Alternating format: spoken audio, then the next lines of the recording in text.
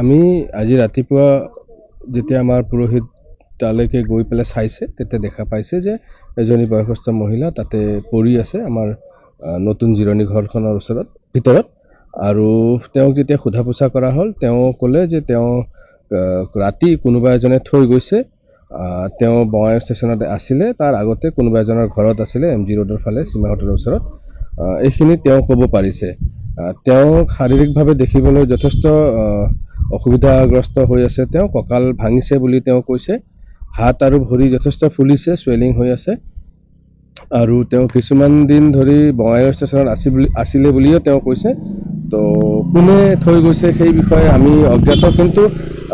যিজনে থৈ গৈছে আমি তেওঁলোকৰ প্ৰতি এটা অনুৰোধ আৰু আহ্বান যে আপোনালোকে এই ধৰণৰ কাম কৰিব নালাগে বা নালাগিছিলে কাৰণ শ্মশানৰ এই এৰিয়াটোত এই অঞ্চলটোত কোনো বাহিৰা মানুহ নাহে আৰু তেওঁক চোৱা চিতা কৰিবলৈ কোনো আহিব নোৱাৰে তেওঁ যে খাব কিবা এটা খোৱা বস্তু যোগান ধৰিবলৈ অসুবিধা আৰু সেইকাৰণে তেওঁক ইয়ালৈকে থৈ দিয়াটো এটা গৰিহণাযোগ্য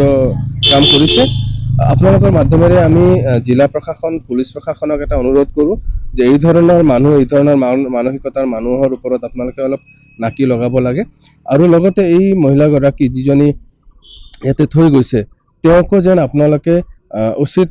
চিকিৎসা আৰু উচিত ৰক্ষণাবেক্ষণৰ ব্যৱস্থা কৰে তাৰে আপোনালোকৰ মাধ্যমেৰে জিলা প্ৰশাসন আৰু পুলিচ প্ৰশাসনলৈ এটা একান্ত অনুৰোধ কৰিছোঁ এই ধৰণৰ কাৰোবাৰ ঘৰত যদি বয়সীয়াল মানুহ কাম কৰিবলৈ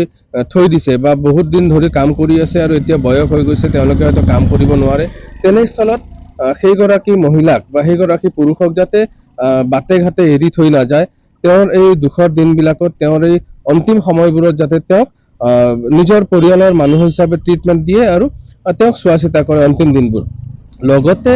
জিলা প্ৰশাসনকো আমি অনুৰোধ কৰোঁ তেওঁলোকৰ অৱশ্যে ইয়াতে কোনো বিশেষ ৰোল নাই কাৰণ কাৰ ঘৰৰ পৰা কোনে কেতিয়া থৈ যাব সেইটো বিষয়ে প্ৰশাসনে একো নাজানিব কিন্তু যদি প্ৰশাসনৰ তালৈকে খবৰ আহে এই ধৰণৰ বা ধৰক কোনোবা ৰাজহুৱা স্থানত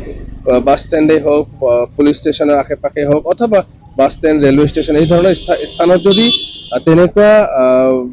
মানুহক দেখা পায় তেনেহ'লে হয়তো প্ৰশাসনে সময়মতে উচিত সিদ্ধান্ত লৈ পেলাই উচিত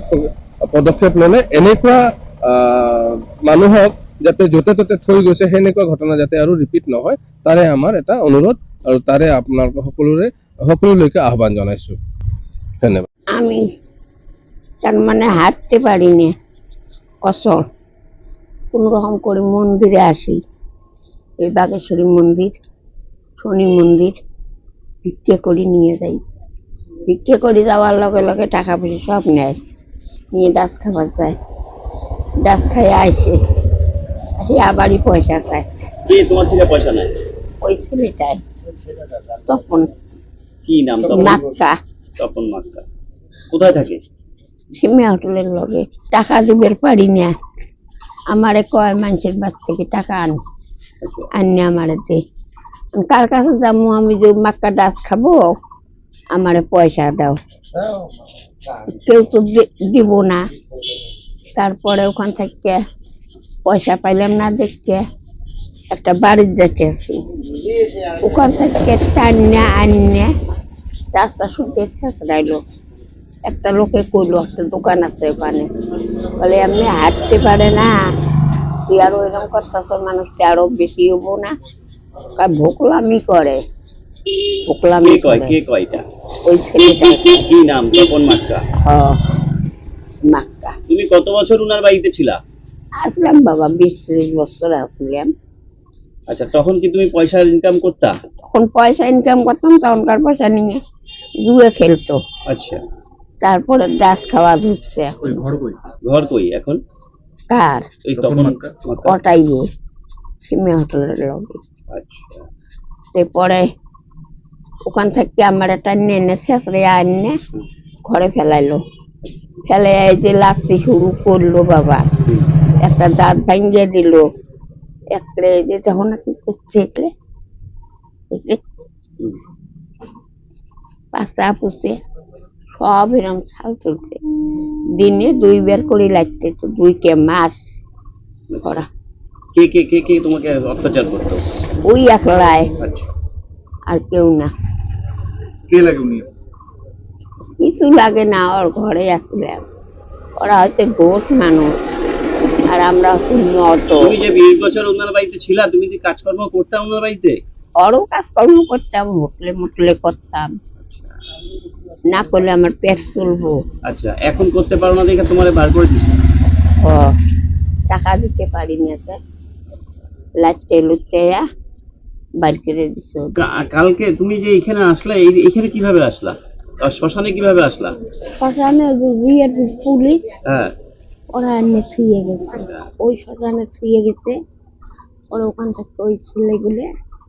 আনে এখানে ছুঁয়ে গেছে। স্টেশনে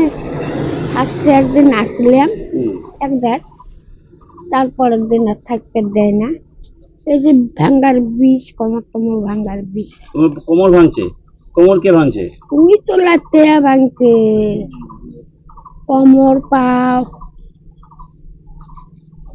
মানে প্রচুর পরিমাণে তোমাকে অত্যাচার করছে। হুম, আগে তোমার নাম কি? আমার নাম সব্য মতো। কোথায় ঘর ছিল? ঘর তো তোমার তো কোনো ঘর নাই, ঘর কি ছিল আগে? ঘর বাড়ি নেই। তুমি ওই যে তপন মাক্কা ঘরেই থাকতা, হোটেলে কাজ করতা, হ্যাঁ, তো এখন পয়সা দিতে পারো না দেখে তোমাকে আর রাখে না, বার করে দিছে।